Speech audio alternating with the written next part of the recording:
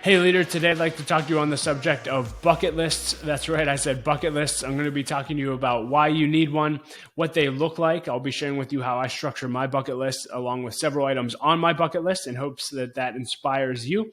And then I'll be closing up the lesson with talking to you about practical ways that you can actually cross items off of your list every single year. And so let's dive right in. First, I want to talk to you about why you need a bucket list. And to do that, I'll share with you my origin story of how I created my bucket list. And really, it started when I was 17 years old.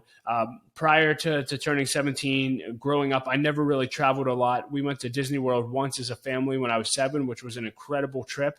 But outside of that, we really didn't travel a lot for family vacations, and I really didn't go outside of Pittsburgh very much. So I really had no idea of how big the world was or what the world had to offer.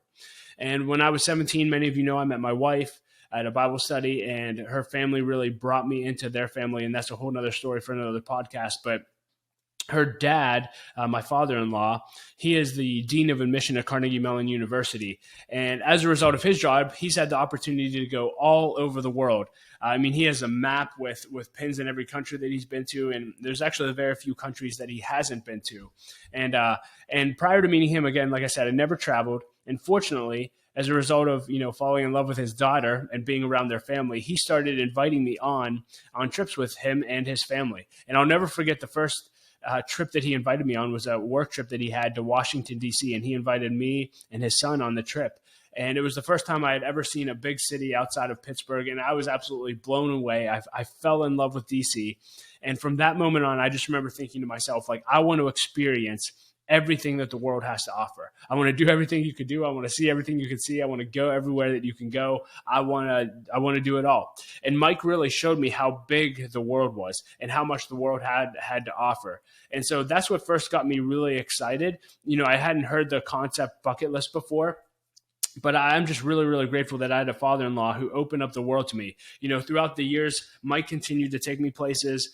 I'll just list a few. He's taken me to Boston, Bar Harbor, Maine, which is where my wife and I ended up getting married, Park City, Utah, Munich, Germany, Prague. He's taken me to the U.S. Open in New York City. He's taken me to London, and we went to Wimbledon. So many life-changing experiences that my father-in-law enabled me to have. And I'll talk more about that towards the end, but I'm so, so grateful that I had someone in my life open up the world to me. And I would just challenge you as a leader, maybe you have the world open up to you in the same way that Mike does. Take people along with you. Mike taking me with him, changed my life forever. And you can change the life of young leaders in your life if you'll just bring them with you. And again, I'll talk more about that later. But the first reason I started thinking about a bucket list was because I realized and recognized how big the world was and how much it had to offer. And then I started getting intentional around leadership development, and I heard the story of Lou Holtz. And if you know Lou, he's the famous Notre Dame coach, but his story is famous, and you can Google this. I'll just share the high-level details. But when Lou was 28 years old, he was going through sort of a rough patch, and he was having dinner with his wife one night, and I think she encouraged him to just make a list of things that he wanted to do before he died. And he actually sat down and did that even though he didn't want to. And he came up with a list of 107 things that he wanted to do before he died. It was a bucket list. And some of the examples of things that were on Lou's bucket list were he wanted to be a guest on The Tonight Show, dine with the president, meet the Pope, become coach of Notre Dame's football team, and win a national championship. And these were all things that he just wrote down, pie in the sky things of, hey, I have no idea if this will actually ever happen or not, but if I could live the life that I want to live, I would want to do all of these things. Well, if you know the story, at last count that I found, he had accomplished 102 out of the 107 items that he wrote on his bucket list. That's pretty incredible. 102 out of 107. And those were very specific things. Be a guest on The Tonight Show, win a national championship. Amazing. And when he talks about this experience, he credits it all to writing it down, actually having a list and being intentional about it. And so that's where I first got the idea to actually write down a bucket list. And so one, again, going back to writing it down, I think you actually need to physically write it down. It's good. It's great to dream and say, oh, I want to visit this place and visit that place. But until you actually write it down, one, you probably won't remember half of your list. And two, you won't be able to keep it in front of you enough to actually make it internalize and to go after those items. So The second reason, so first was inspiration. I was inspired that I want to make a list of things I want to do before I die. The second thing is just recognizing that life is short. I've shared with you on the podcast before my story, but I lost my mom when I was 17 years old. My mom lived to 55. I lost my mother-in-law shortly after that. 2 years after that, she was 47 years old, so young. And many of you know I recently lost my sister, unfortunately to an overdose, but she was 32 years old.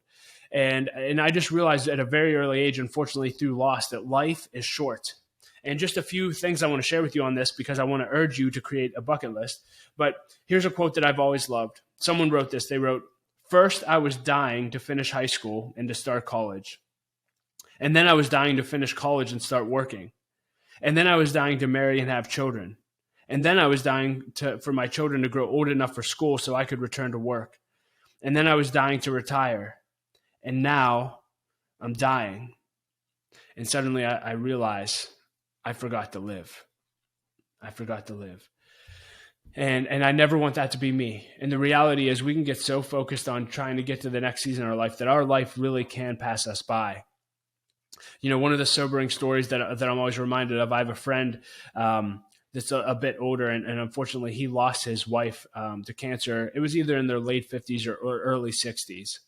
And I remember having lunch with this man, and we were just talking about that, and we were processing that together, and tears filled his eyes. And he said, "Doug, if there's anything you want to do with your wife, do it now." He said, "Because me and my wife, we kept saving and putting away and saving and putting away and saving and putting away for all of these things that we wanted to do once we retired, once we were in our 60s and 70s. And we never got to do it." He said, "Please do it." I'm almost tearing up now. I could just see the conversation all over again. And it just, again, hit me with that sense of urgency of, hey, none of us are promised tomorrow. And so I want to make a bucket list of things that I can do today and have as much fun as I can today. I want to have as many experiences with Laura that I can today. I want to have as many experiences as I can with my kids today. And of course, I hope I live to be 100 plus years old and see my great-great-grandchildren. But none of us are promised tomorrow, and so I want to make the most of life today. One of my favorite quotes of all time that I share very often is from Mae West. She said this. She said, "You only live once. But if you do it right, once is enough." I'll say that again. So good. You only live once, but if you do it right, once is enough. And that's why you need a bucket list. Having a bucket list helps your one life, has your one shot at life. It enables you to do it right because you're able to tackle things that you just dream of and want to do before you die. So that's why I would encourage you to have a bucket list. One, the world is huge and it has so much to offer. And if you're not intentional about going after it, you're going to miss out on a ton of things. And number two, life is short. Even if we live to 100 plus years, it's just going to go by in the blink of an eye. And so we need to be extremely intentional and not put off things till tomorrow that we can do today. So that's why you should have a bucket list. So let's dive into what a bucket list actually looks like and how I structure mine. For me, it's evolved over the years. So again, I just want to encourage you, just make a list. It doesn't have to be fancy. Just start writing down things that you want to do. But I found that as I revisit mine every year, I eventually wanted to categorize mine by category. So all I'm going to do with you is share with you the categories of my bucket list, and then I'll share with you a few items in it for inspiration. And so the first category in my bucket list is family. Now, again, these all seem like simple things, and I wrote some things that we've already done and then other things that we haven't done yet. But for family, I want to have 4 kids who are all living for God, and when they grow up, they actually want to spend time together and with us, meaning Laura and I. We want to have our children marry awesome, godly spouses. And so we pray about that all the time. We want our children to become independent. We want to meet and help raise our grandchildren and our great-great-grandchildren. We want to have annual 2-week vacations. That was on the bucket list for a long time. We weren't able to do it. Now we're in a place where we can do it. Amazing. But again, these are just some examples. What are some things that you want to accomplish with your family before you die? And a lot of them, again, will carry over into other categories, as you'll see. Another category is education. Now, for those of you who know me, this is very high on my list, but I do think it would be cool to get a master's and doctorate degree. My hope is on my bucket list that they're honorary, and so I don't actually have to go through the schooling, but we'll see. So if anyone out there is listening and can hook me up with an honorary master's and doctorate degree, let me know, and that'll be a lot of fun. But I do think it would be cool to get both of those. Another category is career. So just a few examples that I wrote down here. I would love to become the CEO or an executive director of an organization. I'd love to speak at several Fortune 500 companies. I'd love to speak in front of 10,000 people one day. I'd love to speak to major sports teams. And again, some of these things have already happened, which is amazing. I'd love to have a leadership podcast that reaches over 100,000 people. That's a goal. I want to write a book and become a New York Times bestselling author. These are all things that I want to do before I die in my career. The next category is physical. So again, a few physical goals. I want to run 10 marathons. So I've already run 7 towards that goal. I plan on knocking out the other 3 in my 40s at some point when my kids are a little bit older. I want to complete a half or full Ironman.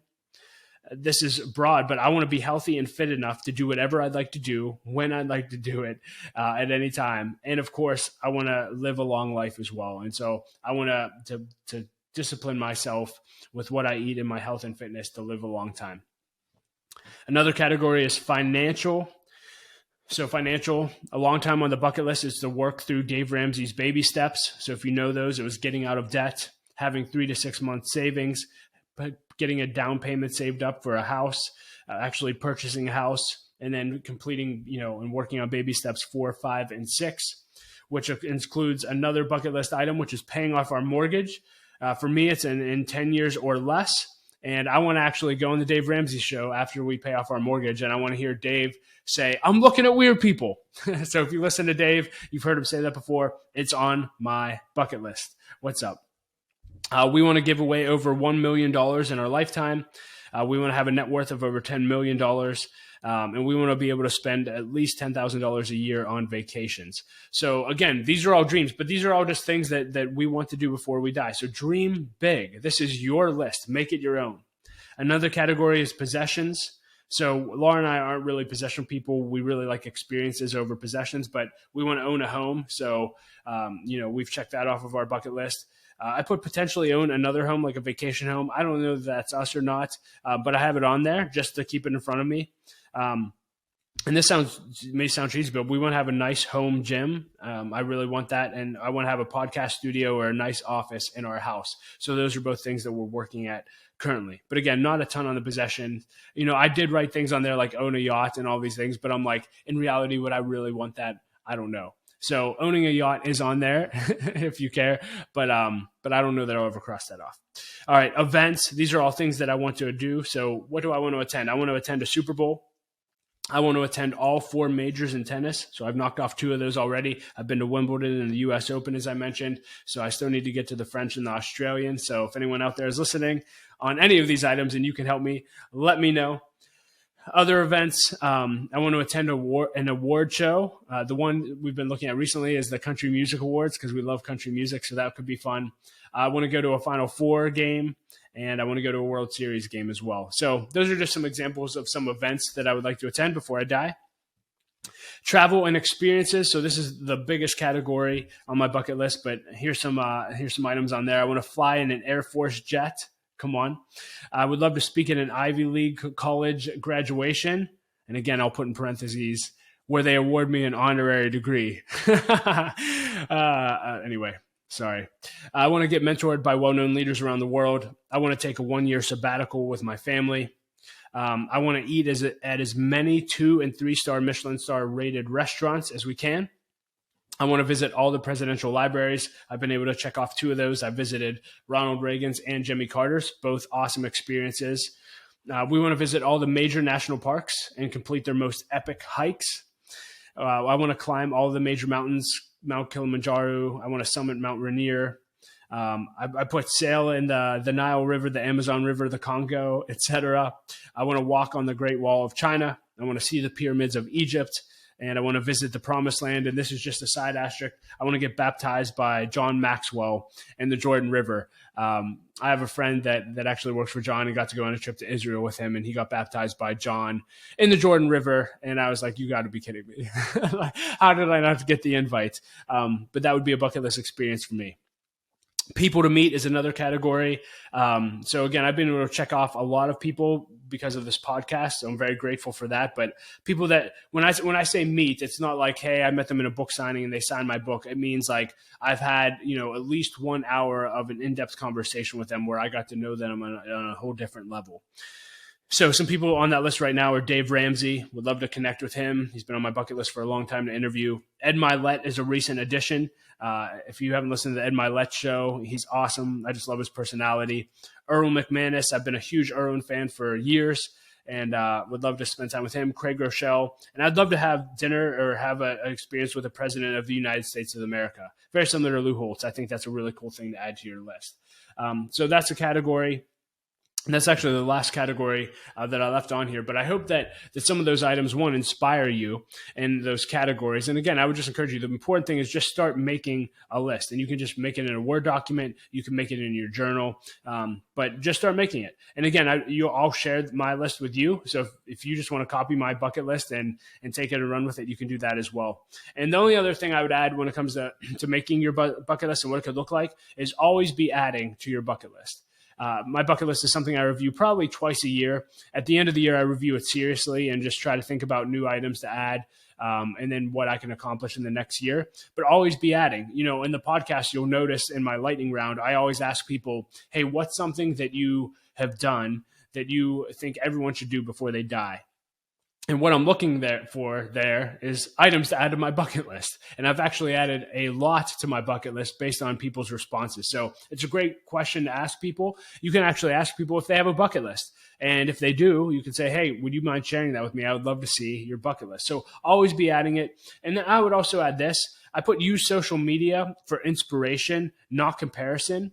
I remember when social media first came out, and people were always like, oh, people just use that to brag and post pictures of where they've gone. And I think a lot of times people saw that as a way to compare themselves to other people and be jealous of other people's experiences for whatever reason. And again, I wasn't having all these great experiences at the time.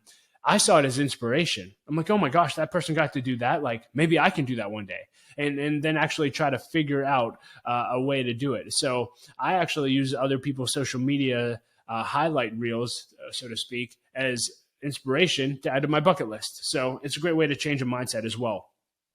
So we've talked about why you need a bucket list. We've talked about what your bucket list could look like. Let's finish up with talking about how you can continually check items off of your list. So number one is plan to live long. Plan to live long. And this is something I got from Dan Sullivan, who leads Strategic Coach. He has an ebook called My Plan to Live to 156. It's actually a great read. If you just Google Dan Sullivan, My Plan to Live to 156, you can find it. But he basically, I think he's 75 years old, and he's like, hey, I'm only halfway through my life. And that's how he's planning his life out. And I think if, even though life is short, if you plan to live long, you can be really, really intentional with your life.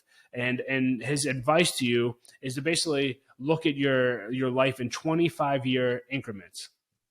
25 years at a time. And so what I got out of Dan Sullivan's exercise is I actually create a timeline in my journal and I write out 25 years. And then I look over my bucket list and I basically just start filling in experiences based on when I think life events are going to happen. So I do put things in the timeline of, hey, Olivia will start college this year. And hey, this is when we'll start our empty nester years, etc. And then I look over my bucket list of the experiences that we want to have and the vacations we want to take. And I try to fill them in accordingly. Now, again, it's just a rough game plan. It doesn't mean that that's exactly how things are going to happen, but at least I'm being intentional, and I can get a 25-foot, an 80,000-foot view of a 25-year span in my life and get really excited about what I'll be able to accomplish and the things I'll be able to experience as a result. So plan to live long, and I would encourage you, try to make a 25-year timeline of the next 25 years in your life and start to fill in your bucket list items accordingly. The next thing I would tell you to do to cross off items is to incorporate your bucket list into your annual goals. So, if you've been on the podcast or you're part of L3 for a while, I'm really big on year-end reviews and setting goals for the next year and then reviewing your goals on a weekly basis. Well, every year when I set my annual goals, I bring out my bucket list and I look through them and I said, realistically, are there, 1 to 5 items on this bucket list that I know we could cross off this year if we're just intentional? And then I try to build them into the calendar just like I would any other goal. So make them part of your annual goals and then plan it. Next, look for opportunities to complete bucket list items. So that may come up throughout the year. That may sound similar, but let me tell you what I mean. So unfortunately, I wasn't able to make this happen, but I had a work trip and I got to go to San Antonio, Texas, and in June, and I wasn't far from 3 of the presidential libraries. Now, unfortunately, timing wise, I didn't plan it right, but I could have scheduled an extra day or two and probably knocked a few of those off of my list. So look over your calendar. Are there any work trips? Are you going anywhere? Are you going out of town? Are you going on vacation? And some of these bucket list items are only an hour away from where you are. That's a great way to start crossing items off of your list. And also take advantage of 3-day weekends. If you have a 3-day weekend and you added a 4th day, could you go somewhere and take a short trip and start knocking some of these items off of your list? Could you go to a nice restaurant, etc.? So just always be looking for opportunities to cross items off. I put review your list often. Again, I do it once or twice a year, but again, keep it in front of you, because as you do, you'll start to see more and more opportunities to cross items off. And then lastly, second to last, very similar to what I said in my last episode, but don't ask, how am I going to do these things? Ask who. Don't ask, how am I going to do these things? Ask who. What do I mean by that? Well, as you look over your items, start to think about, like, who could help me figure out how to do this? Who knows something about Michelin star rated restaurants? Who knows something about traveling to all these places or traveling on a budget, etc.? There are experts who have already done all the work for you. I think so many times we look at our bucket list and we can get overwhelmed and intimidated because it's like, well, how am I going to afford this? How am I going to figure this out? How do I know what the best experiences are? There are people who have done what you want to do, I can promise you. So find them. Maybe it's a travel agent, whatever it is, but ask people how they do it or what they would do. And again, I think some of these things you might be like, oh, it's going to cost a fortune. You can do a lot of these things for a very little amount of money if you're just intentional. But a lot of people just don't know that because they've never taken the time to research. And so take advantage of people who are experts. I also wrote, work with your financial advisor. Obviously this stuff does cost money, so it's not like it's free, but talk to your financial advisor and say, hey, my bucket list, for instance, for Laura and I, hey, we want to take a 2-week vacation every year. And we think it'll cost X. How can we build a financial plan that gets us to a place where we're able to spend what we need to spend to go away for 2 weeks? And your financial advisor can actually help you put together a financial plan that every year you're able to do what you want for vacation.